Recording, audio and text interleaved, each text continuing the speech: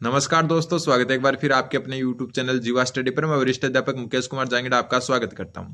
तो आज हम 2022 जो शिफ्ट 1 हुई थी, 4 शिफ्टों में एग्जाम हुआ था। जो शिफ्ट 1 हुई थी उसके हिंदी विषय के जो 30 क्वेश्चन आए थे ना पात्रता परीक्षा में, वो देखेंगे। इसमें 30 में से 20% आपके हिंदी के हैं, प्लस 10% आपके किसके हैं, टीचिंग मेथड के। तो चलो देखते हैं किस लेवल के क्वेश्चन आए थे, और आप इस लेवल को देख के अंदाजा लगाएं कि पेपर किस लेवल का आता है। तो आज का पहला क्वेश्चन है कि मौखिक मूल्यांकन के संबंध में उपयुक्त कथन क्या है। मौखिक मूल्यांकन का एक प्रकार से क्या मतलब हो गया कि मौखिक परीक्षा जो होती है ना, उस हिसाब से। फिर है पहला कथन है कि मौखिक मूल्यांकन में दीर्घ उत्तरीय प्रश्न पूछे जाते हैं, तो गलत बात है। क्या आप मौखिक मूल्यांकन होगा उसमें दीर्घ उत्तरीय प्रश्न पूछोगे? बिल्कुल नहीं, आप छोटे छोटे क्वेश्चन पूछोगे। फिर हम मौखिक मूल्यांकन करता, मतलब जो मौखिक मूल्यांकन ले रहा है, या फिर कह सकते हो आप जो टीचर है, वो क्या होना चाहिए, निष्ठावान, सहनशील और विषय विशेषज्ञ होना चाहिए। तो बिल्कुल सही बात है, एक प्रकार से इंटरव्यू टाइप होता ही है, ठीक है। फिर मौखिक मूल्यांकन में समूह निष्ठता अधिक होनी चाहिए, तो बिल्कुल गलत। समूह निष्ठता का मतलब है बहुत सारे स्टूडेंट को एक साथ खड़ा करके क्या मौखिक मूल्यांकन करना सही रहता है? तो बिल्कुल नहीं। मौखिक मूल्यांकन इंडिविजुअल होना चाहिए, एक एक को बुलाकर होना चाहिए। फिर मौखिक मूल्यांकन में विद्यार्थी को आत्म अभिव्यक्ति के अवसर कम मिलने चाहिए। आत्म अभिव्यक्ति से मतलब है कि बोलने के अवसर क्या कम मिलने चाहिए? बिल्कुल नहीं। नाम ही मौखिक मूल्यांकन है, तो क्या आप बोलने के अवसर कम दोगे? तो बिल्कुल नहीं दोगे। तो उत्तर क्या हो जाएगा आपका? Option number 2। अगला क्वेश्चन नंबर 32वां क्वेश्चन बोल रहा है मूल्यांकन उद्देश्यों की प्राप्ति की सीमा का निर्णय करने की प्रक्रिया है। यह बात किसने कही? इसको आप नोट कर लें, क्योंकि वापस रिपीट होने के चांस रहेंगे, और परिभाषा से 1 से 2 क्वेश्चन आते हैं हमेशा, ठीक है। तो मूल्यांकन उद्देश्यों की प्राप्ति की सीमा का निर्णय करने की प्रक्रिया है। मूल्यांकन की यह परिभाषा किसने दी? तो देखो, मूल्यांकन की जो ये परिभाषा है वो किसने दी? तो उत्तर हो जाएगा आपका माइकेलिस ने, ठीक है। इंपॉर्टेंट बनता है क्योंकि वापस रिपीट हो सकता है। मूल्यांकन उद्देश्यों की प्राप्ति की सीमा का निर्णय करने की प्रक्रिया, यह बात कही माइकेलिस ने। अगला क्वेश्चन नंबर 33वां क्वेश्चन बोल रहा है कि विद्यार्थी की सीखने संबंधी कठिनाइयों को दूर करते हुए करवाने जाने वाला शिक्षण क्या कहलाता है। मतलब विद्यार्थियों की सीखने संबंधी कठिनाइयों को दूर करने के लिए कौन सा शिक्षण आपको करना पड़ता है। तो सबसे पहले मैं आपको बता दूं कि किसी जो विद्यार्थी है उसको सीखने में क्या है, कठिनाई है। क्या है? कठिनाई। तो उसको उस कठिनाइयों का कारण पता लगाने के लिए, क्या कारण पता लगाने के लिए जो आपका परीक्षण किया जाता है, उसको कहते हैं निदानात्मक परीक्षण। कौन सा? निदानात्मक परीक्षण। और जब निदानात्मक परीक्षण से कारण का पता लग जाता है, तब उनका उपचार करने के लिए किया जाता है उपचारात्मक परीक्षण। कौन सा? उपचारात्मक परीक्षण। मतलब निदानात्मक परीक्षण में तो क्या लगते हैं, उनका कारण का पता लगाते हैं, और इस कारण का जो हल है वो किसके द्वारा निकलता है? उपचारात्मक परीक्षण द्वारा। तो उत्तर हो जाएगा आपका ऑप्शन नंबर डी। क्यों? क्योंकि जो सीखने संबंधी कठिनाई है उनको दूर किससे करोगे आप? उपचारात्मक शिक्षण से। और उनका पता कैसे लगाओगे? निदानात्मक शिक्षण से, ठीक है। तो उत्तर हो जाएगा आपका ऑप्शन नंबर डी। अगला क्वेश्चन नंबर 34वां क्वेश्चन बोल रहा है कि सतत एवं व्यापक मूल्यांकन का दोष है। सतत एवं व्यापक मूल्यांकन होता है सीसी, ठीक है। तो सतत एवं व्यापक मूल्यांकन का दोष क्या है? कि इसमें विद्यार्थी का निरंतर मूल्यांकन होता है। तो क्या ये दोष है? बिल्कुल नहीं, ये तो उसका गुण है, ठीक है। विद्यार्थी को अपनी कमियों का निरंतर ज्ञान होता रहता है, तो ये भी बिल्कुल सही बात है। निरंतर मतलब वर्ष भर चलता रहता है सीसी। तो वर्ष भर अगर आपका मूल्यांकन चलता रहेगा, तो उनकी विद्यार्थी को कमियों का क्या होगा? निरंतर ज्ञान होगा। तो ये भी एक प्रकार का इसका क्या है? गुण है, ठीक है। फिर इसमें अभिभावकों को विद्यार्थी की निरंतर प्रगति की जानकारी होती रहेगी, तो ये भी एक गुण है, ठीक है। फिर यह प्रणाली तब भी लागू की जा सकती है जब विद्यार्थी शिक्षक अनुपात कम हो। तो बिल्कुल सही बात है।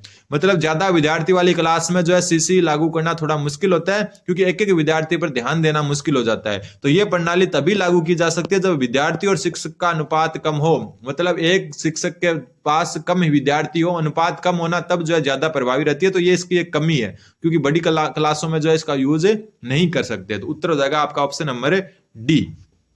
फिर उपलब्धि परीक्षण के निर्माण में कितने पदों का प्रयोग किया जाता है? नोट कर लेना, उत्तर होगा आपका ऑप्शन नंबर 4। उपलब्धि परीक्षण में कितने पदों का उपलब्धि परीक्षण उसमें कितने पदों का प्रयोग किया जाता है? 4 पदों का। 4 पद कौन कौन से हैं? सुन लो। सबसे पहले योजना बनाना। क्या करना? योजना बनाना। लाइन से याद भी रख लेना इनको। दूसरी जो बात आती है वह उद्देश्य निर्धारण। क्या? उद्देश्य निर्धारण। उद्देश्य निर्धारण। तीसरा इसमें आता है ब्लूप्रिंट निर्माण। क्या? ब्लूप्रिंट निर्माण। और चौथा इसमें आता है प्रश्न पत्र निर्माण। क्या? प्रश्न पत्र निर्माण। तो ये आपको समझ में आ जाना चाहिए। ठीक है, तो चार जो है क्या होते हैं, इसके चार पद होते हैं। चार पदों में जो है इस उपलब्धि परीक्षण का निर्माण किया जाता है। पहले योजना बनाई जाती है, फिर उद्देश्य निर्धारित, फिर ब्लूप्रिंट और फिर प्रश्न पत्र निर्माण। अगला क्वेश्चन देखो, एक क्वेश्चन में एक चीज तो मेरे आज तक समझ में नहीं आई कि जो है ना, ये आपके देखो ये गद्यांश दे दिया, ठीक है, इतना बड़ा पैसेज दे दिया और यहां से क्वेश्चन ऐसे पूछेंगे कि गद्यांश में देखने की जरूरत ही नहीं पड़ेगी। ठीक है, गद्यांश दे दिया लेकिन गद्यांश में देखने की जरूरत ही नहीं पड़ेगी, गद्यांश से तो कोई क्वेश्चन पूछते ही नहीं है। देखो, सदैव शब्द का सही संधि विच्छेद है, सदैव शब्द का सही संधि विच्छेद क्या है। और एक बात ध्यान रख लेना, हिंदी को लैंग्वेज 1 पर ही रखना, पहली भाषा हिंदी ही लेना, सबसे इजी आती है। सदैव शब्द का संधि विच्छेद पूछा है तो देखो सद प्लस एव नहीं, सद प्लस एव नहीं, सदा प्लस एव नहीं, तो उत्तर हो जाएगा आपका ऑप्शन नंबर डी, सदा प्लस एव। ठीक है, सदैव क्या होता है, सदा प्लस एव, तो ऑप्शन नंबर जो है 4 इसका सही उत्तर हो जाएगा। फिर निम्नलिखित में से विष शब्द, विष मतलब हो गया जहर, जहर शब्द का पर्यायवाची है, तो इसका जो उत्तर होगा वो गरल। ठीक है, इसके अलावा इसका हलाहल भी होता है। क्या होता है, हलाहल भी किसको कहते हैं, विष को कहते हैं। अर्णव कहते हैं सागर को, समुद्र को। ठीक है, वसु जो है आप देवता को भी कह सकते हो, इंद्र को भी कह सकते हो। ठीक है, फिर आता है उर्ग, उर्ग जो है ये आता है सांप का, ध्यान रखना, किसका पर्यायवाची होता है, सांप का। तो ध्यान रखना, विष शब्द जिसको जहर, हलाहल, गरल भी कहते हैं। ठीक है, क्या हो गया, गरल, तो गरल किसका है, विष का है। ठीक है, विष का पर्यायवाची क्या है, गरल, और अर्णव है सागर का, वसुदेव और इंद्र का है, उर्ग जो है आपका सांप का पर्यायवाची है, ये भी इंपॉर्टेंट बनता है, उर्ग। अगला क्वेश्चन, क्वेश्चन नंबर 38। देखो पैसेज का जो नाम है, क्वेश्चन ऐसे ही हो जाते हैं। विरोधी शब्द का विलोम शब्द क्या होगा, विरोधी क्या होगा, जो आपके एकदम अपोजिट होगा। ठीक है, तो वाहक का इससे कोई लेना देना नहीं है। अवरोधी भी एक प्रकार से विरोध का जो है समानार्थी शब्द हो गया, पर्यायवाची हो गया, तो ये गलत। शत्रु भी एक प्रकार का विरोधी होता है, तो ये गलत। तो बचा कौन, समर्थक। कोई आपका विरोधी होता है तो कोई क्या होता है, समर्थक होता है। ठीक है, तो विरोधी सामने वाला अपोजिट, और समर्थक यानी आपका खुद का जो है समर्थन करने वाला। तो उत्तर हो जाएगा आपका ऑप्शन नंबर डी। ये रीट पात्रता का ऑफिशियल पेपर है, तो आप सोच सकते हो कितना इजी पेपर आता है। ठीक है, अगला क्वेश्चन, क्वेश्चन नंबर 39। 39वां क्वेश्चन बोल रहा है, गद्यांश में प्रयुक्त मनोदशा शब्द से आशय है। तो मनोदशा शब्द है, उससे क्या आशय हो सकता है, क्या मन से दशा, तो ये तो है नहीं। मनोदशा क्या होता है, मन की दशा है, मतलब अपने मन की दशा कैसी है, मन की स्थिति कैसी है, तो मनोदशा होता है मन की दशा। ठीक है, तो मन पर दशा भी नहीं है, मन को दशा भी नहीं है, तो उत्तर क्या होगा, मन की दशा। तो ऑप्शन नंबर सी इसका सही उत्तर हो जाएगा, मनोदशा मतलब मन की दशा। अगला क्वेश्चन, क्वेश्चन नंबर 40 बोल रहा है, मनुष्य शब्द है। तो मनुष्य क्या है, मनुष्य एक जातिवाचक संज्ञा है। ध्यान रखना, जातिवाचक संज्ञा कौन सी होती है, तो पूरे समूह का जो है बोध करवाती है, पूरे समूह या जाति का बोध करवाती है, समूह या जाति का बोध करवाती है। जैसे मनुष्य, पशु, पशु में भी क्या है, पशु भी जातिवाचक है, कोई भी पशु हो सकता है, वो ऊंट हो सकता है, बकरी हो सकता है, भैंस हो सकती है, तो पशु भी होती है जातिवाचक। मनुष्य में भी कोई भी मनुष्य हो सकता है, औरत भी हो सकती है, आदमी भी हो सकता है, ठीक है, बच्चा भी हो सकता है, तो ये एक प्रकार का जातिवाचक संज्ञा एक पूरे समूह या पूरी जाति का बोध करवाता है। ठीक है, तो उत्तर क्या हो जाएगा आपका ऑप्शन नंबर सी। अगला क्वेश्चन, क्वेश्चन नंबर देखो वापस दे दिया 41 से 45 तक जो है आपका क्या दे दिया, गद्यांश। लेकिन इस गद्यांश का कोई अर्थ नहीं है, क्योंकि गद्यांश से कोई क्वेश्चन नहीं पूछेंगे, डायरेक्ट क्वेश्चन पूछे गए हैं। देखो अमूल्य का अर्थ क्या है, अमूल्य जिसका कोई मूल्य ना हो, अमूल्य थोड़ी ना होता है। ठीक है, अमूल्य तो होता है जिसका मूल्य आंका नहीं जा सकता, कीमत तय नहीं की जा सकती, मूल्यवान मतलब मूल्य तो है ही नहीं उसका, अमूल्य है वो। ठीक है, मूल्य तो उसका निर्धारित ही नहीं कर सकते, तो जिसका कोई मूल्य ना हो तो जीरो हो गया, उसका अमूल्य थोड़ी ना होगा। जिसका मूल्य बहुत कम हो, बिल्कुल नहीं। जिसका मूल्य लागत से अधिक हो, बिल्कुल नहीं। तो उत्तर क्या होगा ऑप्शन नंबर जो है डी, जिसका मूल्य न आंका जाए, मतलब कोई फिक्स मूल्य ही नहीं बता सकते आप, उसका अमूल्य है वो, जो भी मूल्य आप लगाओगे वो बहुत कम पड़ेगा, मतलब वो चीज उसका मूल्य आंका ही नहीं जा सकता, होती है अमूल्य। ठीक है, क्या होती है, अमूल्य। अगला क्वेश्चन, निधियां शब्द का एक वचन है, तो आपको जो है निधियां शब्द है उसका एक वचन जो सामने देख के लग रहा है कि ये तो गलत है, ये भी गलत है, फीलिंग ही नहीं आ रही इनसे, तो उत्तर क्या होगा ऑप्शन नंबर सी। सी क्या होगा, निधियां शब्द का एक वचन होगा। ये ऑफिशियल पेपर है, सोच लो कि कितना इजी पेपर आता है। क्वेश्चन नंबर 43वां क्वेश्चन बोल रहा है, उन्हीं के कारण पृथ्वी मातृभूमि की संज्ञा प्राप्त करती है। ये कौन सा प्रकार का वाक्य है, मतलब कौन सा काल है एक प्रकार से। उन्हीं के कारण पृथ्वी मातृभूमि की संज्ञा प्राप्त करती है मतलब जो है, या भूतकाल तो है नहीं और संभाव्य भविष्य काल भी नहीं है, तो ये आपका कौन सा, वर्तमान या सामान्य वर्तमान। ठीक है, संदिग्ध वर्तमान या सामान्य वर्तमान, क्योंकि वर्तमान काल है। अब बात क्या कह रही है वो देखो कि उन्हीं के कारण पृथ्वी जो है मातृभूमि की संज्ञा प्राप्त करती है। तो इसमें कोई संदिग्धता तो है ही नहीं, एकदम क्लियर बोल रहा है कि उन्हीं के कारण पृथ्वी मातृभूमि की संज्ञा प्राप्त करती है। तो ये आपका सामान्य वर्तमान काल है। कौन सा है? सामान्य वर्तमान काल। फिर है भाव शब्द है। तो देखो ऐसा क्वेश्चन आ जाए ना, भाव शब्द क्या है? स्त्रीलिंग है, पुल्लिंग है, उभयलिंग है, नपुंसकलिंग है। तो आप जो है इसको वाक्य में प्रयोग करके देखें। आज तो जो है भाव बहुत बढ़ रहे हैं तुम्हारे, ठीक है। आज तो जो है आप ये मान लो कि आलू के भाव बढ़ गए, ठीक है। आलू की भाव बढ़ गए ऐसा तो नहीं बोलते, ठीक है। ठीक, कोई भी शब्द लोगे तो भाव से कौन सा शब्द निकल के आ रहा है? ठीक है, ज्यादा भाव खा रहा है क्या, ठीक है। तो इससे जो है भाव जो है ना उससे शब्द निकल आ रहा है पुल्लिंग। क्या शब्द निकल के आ रहा है? पुल्लिंग, ठीक है। तो भाव शब्द क्या है? पुल्लिंग है, ठीक है। आज उसके भाव बढ़ गए, ठीक है। आज उसके भाव बढ़ गए, आज उसके भाव बढ़ गई तो नहीं कहते अपन, ठीक है। बढ़ गए कहते हैं, मतलब क्या? पुल्लिंग है वो। क्या है? पुल्लिंग है। ऐसे शब्दों में प्रयोग करके यहाँ पे देख सकते हो। फिर अचेतन शब्द का उपयुक्त अर्थ क्या है?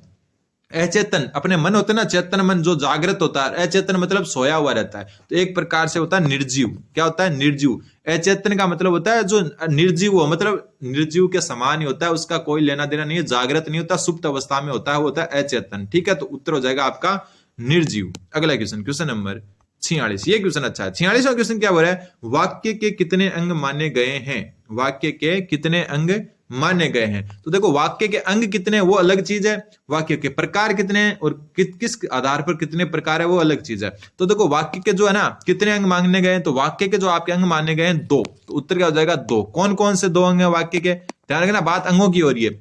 एक तो होता है आपका उद्देश्य और एक होता है विधेयक। क्या होता है? उद्देश्य और विधेयक। ये 2 अंग होते हैं, नाम भी ध्यान रख लेना। वाक्य के कितने अंग माने गए हैं? 2, उद्देश्य और विधेयक, ठीक है। और एक बात ध्यान रखना, जो है वाक्य जो है ना अर्थ के आधार पर कितने प्रकार के होते हैं? अर्थ के आधार पर जो है 8 प्रकार के होते हैं। कितने? 8 प्रकार के। अर्थ के आधार पर कितने प्रकार के होते हैं? 8 प्रकार के वाक्य होते हैं। रचना के आधार पर कितने प्रकार के होते हैं? रचना के आधार पर 3 प्रकार के होते हैं, ठीक है। रचना के आधार पर 3 प्रकार के होते हैं। कौन सा? संयुक्त वाक्य, सरल वाक्य और मिश्र वाक्य, ठीक है। अर्थ के आधार पर 8 प्रकार के होते हैं। ये प्रकार ध्यान रखना, अर्थ के आधार पर वाक्य 8 प्रकार के और रचना के आधार पर 3 प्रकार के। अगला क्वेश्चन, क्वेश्चन नंबर 47। रचना के आधार पर वाक्य का प्रकार है। तो अभी बात कर चुके हैं रचना के आधार पर कितने प्रकार के होते हैं? 3 प्रकार के, सरल वाक्य, संयुक्त वाक्य और मिश्र वाक्य, ठीक है। सरल, संयुक्त और मिश्र। तो अब आपके पता चल रहा है रचना के आधार पर वाक्य का प्रकार कौन सा है? संयुक्त वाक्य, ठीक है। ये जो है अर्थ के आधार पर है। अर्थ के आधार पर कुल 8 प्रकार होते हैं, ऊपर बात है कर चुके हैं, ठीक है। अर्थ के आधार पर कितने होते हैं? 8। और रचना के आधार पर 3 प्रकार के। अंग कितने होते हैं? 2, उद्देश्य और विधेयक। तो यहां पर पूछा कि रचना के आधार पर वाक्य का प्रकार, तो संयुक्त वाक्य, सरल, संयुक्त और मिश्र। अगला क्वेश्चन, क्वेश्चन नंबर 48। 2 शब्दों को जोड़ने के लिए प्रयुक्त विराम चिन्ह क्या कहलाता है? जैसे 2 शब्द है आस पास, तो आस पास ऐसे लिखते हैं ना अपन। जैसे माता पिता, माता पिता ऐसे लिखते हैं ना अपन। तो ये जो चिन्ह है ना इसको क्या नाम देते हैं? ये बात पूछ रहा है। तो इसको कहते हैं अपन योजक चिन्ह। योजक नाम से पता चला, योजक यानी जोड़ने वाला। तो ये होता है आपका योजक चिन्ह, ठीक है। योजक चिन्ह कौन सा होता है? जो 2 वाक्यों को, सॉरी 2 शब्दों को क्या करता है? जोड़ता है। तो जैसे आपका सामने ये दिख रहा, ठीक है। लोप चिन्ह कौन सा होता है? जैसे अपन डॉक्टर आगे से डैश लगाते हैं ना, वो होता है लोप चिन्ह, ठीक है। तो ध्यान रखना, योजक चिन्ह जो होता है वो 2 शब्दों को जोड़ने का कार्य करता है, ठीक है। तो 2 शब्दों को जोड़ने वाला, जैसे ये आस पास में बीच में एक माइनस का चिन्ह होता है ना, एक प्रकार से उसको योजक चिन्ह कहते हैं। अगला क्वेश्चन, क्वेश्चन नंबर 49, 49वां क्वेश्चन क्या बोल रहा है कि ढाक के 3 पात लोकाक्ति का सही अर्थ क्या है? यहाँ ढाक मतलब एक प्रकार से तिनका टाइप से होता है, एक प्रकार से एक जो है घास होती है उसके 3 पात यानी 3 पत्तियां होती है। तो ढाक के 3 पात, तो हमेशा जो है ढाक के 3 ही पात रहते हैं, ठीक है। कभी चेंज नहीं होते, ढाक के हमेशा 3 ही पात रहते हैं। तो इससे आप अंदाजा लगा सकते हो कि सबसे अलग विचार रखना तो बिल्कुल नहीं, ढाक के तो पात ही 3 होते हैं, तो अलग विचार कैसे रखेंगे? समय अनुसार कार्य करना, तो ये भी नहीं है। जो सीमातीत कल्पना करना, ये भी नहीं है। तो ढाक के 3 पात मतलब हमेशा ही ढाक के 3 ही पात होते हैं, मतलब सदा एक सी स्थिति बने रहती है, ठीक है। ऑप्शन नंबर सी इसका सही उत्तर हो जाएगा। ढाक के 3 पात मतलब सदा एक सी स्थिति, कभी चेंज नहीं होते, कभी 4 पात ही नहीं होते हैं, ठीक है। तो ढाक के 3 पात मतलब हमेशा एक ही स्थिति बने रखना। फिर है बहुत लज्जित होना। इस अर्थ का जो है मुहावरा कौन सा है, मतलब जो अर्थ है बहुत लज्जित होना, उसमें मुहावरा कौन सा फिट बैठा? डंका बजना, क्या डंका बजेगा? नहीं, ये तो बहुत ज्यादा मतलब डंका कब बजता है? प्रसिद्धि मिलती है तब। ठीक है, घोड़े बेचकर सोना, मस्त रिलैक्स होकर सोना, क्या घोड़े बेचकर सोना क्या बहुत लज्जित होना है? बिल्कुल नहीं। अब एक तो टोपी उछालना और एक घड़ों पानी पड़ना। तो जो टोपी उछालना है ना, ये होता है दूसरों को लज्जित करना। किसको? दूसरों को लज्जित करना, दूसरों को लज्जित करना, तो ये ही नहीं है। ठीक है, दूसरों को लज्जित करना होता है टोपी उछालना, मतलब दूसरे की टोपी उछाल दी। ठीक है, तो ये भी नहीं होगा। अब बचा कौन सा? घड़ों पानी पड़ना, मतलब है घड़ों पानी पड़ना। घड़ों पानी पड़ना का मतलब है आप बहुत लज्जित हो रहे हो, किसी के सामने जो है शर्म से लाल हो रहे हो, घड़ों पानी पड़ रहे हैं आप पर, तो ये होता है बहुत लज्जित होने का अर्थ। Option number A. टोपी उछालना दूसरों को लज्जित करना होता है, खुद लज्जित होना नहीं होता। ठीक है, अगला क्वेश्चन, क्वेश्चन नंबर 51। वापस शिक्षण विधियों से क्वेश्चन आ रहे हैं आपके। क्वेश्चन 51 बोल रहा है कि किंडरगार्टन विधि, जिसके बारे में कल की क्लास में चर्चा कर चुके हैं, किंडरगार्टन जो शिक्षण विधि है उसके संबंध में सत्य कथन बताओ। और किंडरगार्टन में जो किंडरगार्टन है उसका मतलब होता है बच्चों का उद्यान। क्या होता है? बच्चों का उद्यान। ये बात अपन कल की क्लास में कर चुके हैं। और किंडरगार्टन शिक्षण विधि किसने दी? तो फ्रोबेल ने दी। किसने दी? फ्रोबेल। याद रखना, बेल, बेल होती है ना, जो बेल होते हैं चीजों की, बेल मतलब जो जैसे अपन कहते हैं मतीरे की बेल, वे बेल होती है ना, वो किस में होती है? गार्डन में होती है। तो किंडरगार्टन बच्चों का उद्यान, ये फ्रोबेल ने दी थी। ये एक मनोवैज्ञानिक विधि है, तो गलत विधि है। ठीक है, ये तो असत्य कथन है, ये मनोवैज्ञानिक प्रणाली है। ठीक है, ये उच्च माध्यमिक स्तर के विद्यार्थियों के लिए उपयोगी है, तो गलत बात। क्यों? क्योंकि बच्चों के लिए होती है, छोटे बच्चे होते हैं ना उनके लिए। फिर कुक महोदय ने इस विधि को निश्चित रूप प्रदान किया, तो ये भी गलत है। किसने किया था? फ्रोबेल ने। ठीक है, ऊपर बात ही कर चुके हैं। फिर भाषा के व्याकरण एवं साहित्य की शिक्षा इस विधि से नहीं दी जा सकती, तो बिल्कुल सही बात है। छोटे बच्चों की विधि है, तो भाषा के व्याकरण और साहित्य की तो बड़े बच्चों को आवश्यकता होती है, तो इससे विधि से नहीं दी जा सकती, तो बिल्कुल सही बात बोली है। सुने, तो ऑप्शन नंबर डी इसका सही उत्तर हो जाएगा। अब ये 52वां क्वेश्चन है, इसको आप डायरेक्ट याद रखना है। आपको कैसे याद रखना है? देखो कि बेसिक शिक्षा प्रणाली में भाषा की शिक्षा निम्नलिखित में से किस माध्यम से दी जा सकती है? इंपॉर्टेंट बनता है, अलग से ध्यान रख लेना। बेसिक शिक्षा प्रणाली में भाषा की शिक्षा निम्नलिखित में से किस माध्यम से दी जा सकती है? तो इसका जो उत्तर होगा आपका ऑप्शन नंबर बी, सामाजिक पर्यावरण से। ठीक है, बेसिक शिक्षा प्रणाली सामाजिक, केवल किताबी ज्ञान से नहीं, प्रगति सूचक लेखा चित्र से भी नहीं, सामाजिक पर्यावरण से। बेसिक शिक्षा का जो उद्देश्य है कि समाज से जुड़ो, सामाजिक पर्यावरण से जो है इसमें जो है शिक्षा दी जा सकती है। अगला क्वेश्चन, क्वेश्चन नंबर 53। 53वां क्वेश्चन देखो, ये क्वेश्चन कॉमन सेंस से कर सकते हो। भाषा शिक्षण के संदर्भ में व्यक्तिक अनुदेशन प्रणाली की क्या सीमा है? बात हो रही है भाषा शिक्षण की, तो व्यक्तिक अनुदेशन प्रणाली की क्या सीमा है? इसमें विद्यार्थी को भाषा के तत्व का ज्ञान प्रभावी रूप से करवाया जा सकता है, तो बिल्कुल सही है। इसमें विद्यार्थी को भाषाई कौशल में दक्ष किया जा सकता है, तो बिल्कुल सही है। ठीक है, इसमें व्यक्तिक शिक्षण पर अधिक बल दिया जाता है, बिल्कुल। व्यक्तिक मतलब इंडिविजुअल, एक एक को दिया जाता है। ठीक है, समूह के साथ नहीं, एक एक को।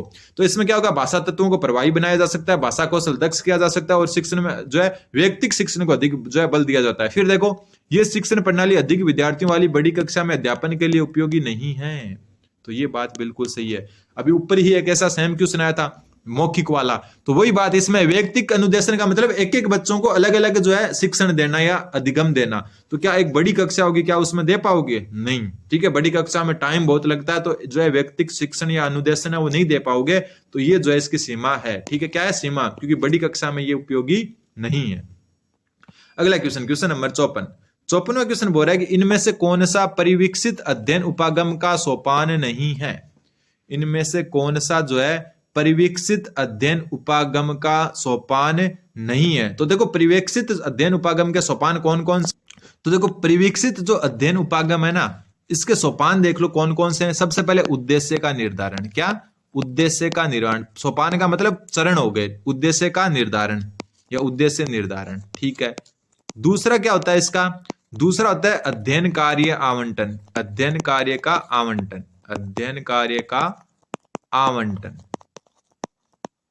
ठीक है, तीसरा क्या होता है? अध्ययन हेतु निर्देश। अध्ययन हेतु निर्देश, नोट कर लेना अगर आपके लिए नया है तो, अध्ययन हेतु निर्देश। ठीक है, फिर है आपका अगला विद्यार्थियों द्वारा स्वाध्याय एवं शिक्षक द्वारा मार्गदर्शन। विद्यार्थियों द्वारा क्या करना है? विद्यार्थियों द्वारा स्वाध्याय यानी अध्ययन स्टार्ट करना खुद के माध्यम से, स्वाध्याय। ठीक है, और इसके बाद में जो आती है विषय वस्तु का स्पष्टीकरण। विषय वस्तु का स्पष्टीकरण, स्पष्टीकरण, और लास्ट में आता है मूल्यांकन। ठीक है, अब आप खुद बताओ कौन सा नहीं है। ठीक है, सबसे पहले देखो क्या होता है, परिवीक्षित अध्ययन उपागम में सबसे पहले उद्देश्यों का निर्धारण, फिर अध्ययन कार्य आवंटित, फिर अध्ययन हेतु जो है निर्देश, फिर विद्यार्थियों द्वारा स्वाध्याय एवं यहाँ पर जो है साथ में आएगा शिक्षक द्वारा मार्गदर्शन, शिक्षक द्वारा मार्गदर्शन। ठीक है, और सबसे पहले क्या गया, उद्देश्य निर्धारण, अध्ययन कार्य का आवंटन, अध्ययन हेतु निर्देश, विद्यार्थियों द्वारा स्वाध्याय एवं शिक्षक द्वारा जो है मार्गदर्शन, फिर विषय वस्तु का स्पष्टीकरण और फिर मूल्यांकन। अब देखो विद्यालय जो है अध्ययन कार्य का आवंटन, ये रहा अध्ययन कार्य का आवंटन, तो ये तो है क्या है, ये तो आपका जो शामिल है। फिर अध्ययन हेतु निर्देश, तो अध्ययन हेतु निर्देश ये रहा, अध्ययन हेतु जो सॉरी ये रहा कार्य का आवंटन और ये रहा अध्ययन हेतु निर्देश, तो दोनों है, तो ये भी है। फिर विद्यार्थियों द्वारा स्वाध्याय एवं शिक्षक द्वारा मार्गदर्शन, तो ये रहा स्वाध्याय, तो ये भी है। तो क्या नहीं है, कलात्मक प्रायोजन, ये उसका सही उत्तर हो जाएगा। क्या नहीं है, कलात्मक प्रायोजन नहीं है। अगला क्वेश्चन, क्वेश्चन नंबर 55, थोड़ा छोटा करना पड़ेगा। 55वां क्वेश्चन बोल रहा है, सर्वप्रथम सरल तथा समान आकृति के वर्णों को लिखवाना प्रारंभ करवाएं। ठीक है, सर्वप्रथम सरल तथा समान आकृति के वर्णों को लिखवाना प्रारंभ कराएं, जैसे क, ख, ग। ठीक है, ये क्या हो गए, सरल तथा समान आकृति के, यानी कि क से फ मिलता है, ऐसे करके जो समान आकृति के हैं इनमें अंतर करना सिखाएं या फिर लिखवाना प्रारंभ कराएं। उल्लेखित बात किस स्तर के विद्यार्थियों द्वारा कही गई है, किस स्तर के विद्यार्थियों के लिए कही गई है। तो देखो जो आपके माध्यमिक स्तर के नहीं हो सकते, उच्च माध्यमिक स्तर के भी नहीं हो सकते, और 6ठी से 8वीं तक यानी उच्च प्राथमिक भी नहीं हो सकते। तो क्या होगा आपका प्राथमिक स्तर, पहली क्लास या जो 1 से 5 होगा उसमें ही ये सब किया जाएगा। ठीक है, फिर अब अगला क्वेश्चन, भाषा कौशलों में से अभिव्यक्ति कौशल कौन सा है। ये भी बहुत अच्छा क्वेश्चन है। देखो भाषा कौशल, कल मैंने आपको इनका क्रम दिखाया था, सुनना, ठीक है, सबसे पहले सुनना, फिर आपका आता है बोलना, ठीक है, सुनना बोलना, फिर आता आपका पढ़ना, और फिर आता है लिखना।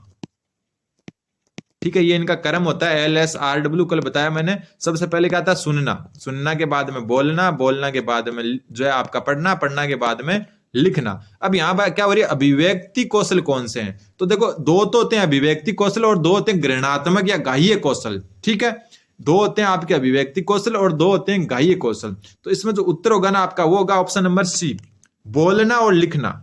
जो ये बोलना और एक मिनट, जो ये बोलना और लिखना ना, ये होते हैं अभिव्यक्ति कौशल। कौन से होते हैं, अभिव्यक्ति कौशल।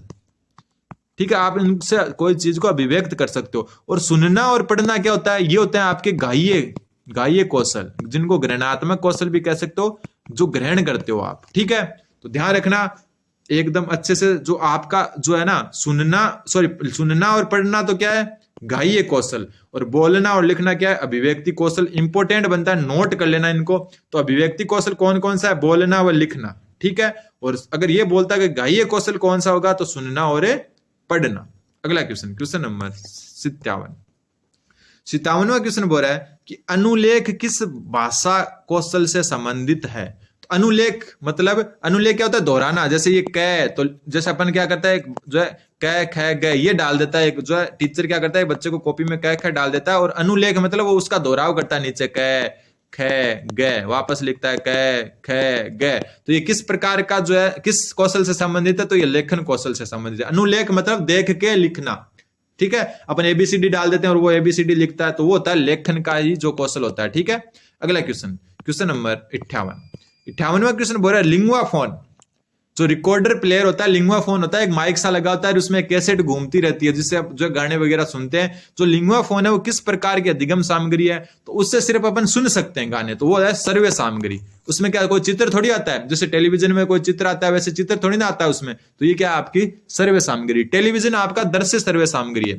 ठीक है, उसमें हम सुन भी सकते हैं और देख भी सकते हैं। दृश्य सामग्री में क्या होगी, दृश्य सामग्री में कोई बुलेटिन बोर्ड वगैरह हो गया, वो क्या है, उनको हम सिर्फ देख सकते हैं। ठीक है, तो इसका उत्तर हो जाएगा आपका सर्वे सामग्री। फिर भाषा प्रयोगशाला के अनुभाग में सम्मिलित नहीं है।